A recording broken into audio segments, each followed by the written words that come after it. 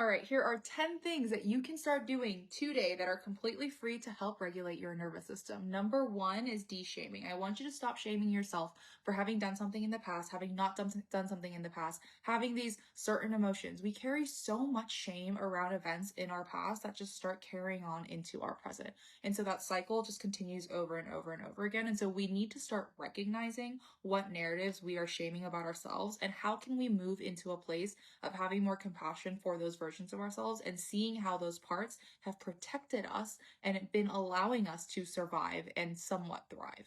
Number two, mindfulness. Now, some people like to say meditation. However, as somebody who has had CPTSD and has CPTSD, meditation was not in the cards for me in the beginning. It was way too difficult and I just couldn't even last 10 seconds. And so it honestly gave me more anxiety to meditate, and it gave me more anxiety to know that I couldn't meditate when everyone talks about meditating. And so you can be mindful while doing other things, walking, cooking, dancing, working out. All those things are working really, really well.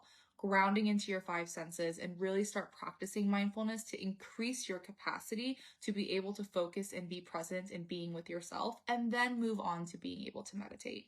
Eventually, as you start to practice, meditation will be much more attainable in this way that doesn't feel like you're torturing yourself. Number three, circadian health. You want to go outside as soon as you wake up and get sun in your eyes, even if it's cloudy out, even if it's cold out, even if it's raining out. The sun is still there. She's there. You just can't see her.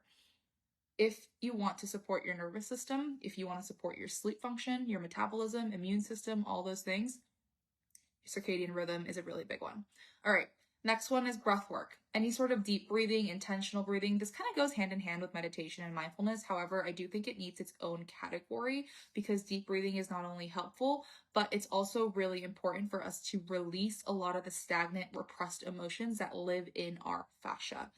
Another great way to regulate your nervous system when you have an anxiety attack coming on or when you just start to feel unsafe in your body is relying on your breath and slowing the pace of your heart rate down.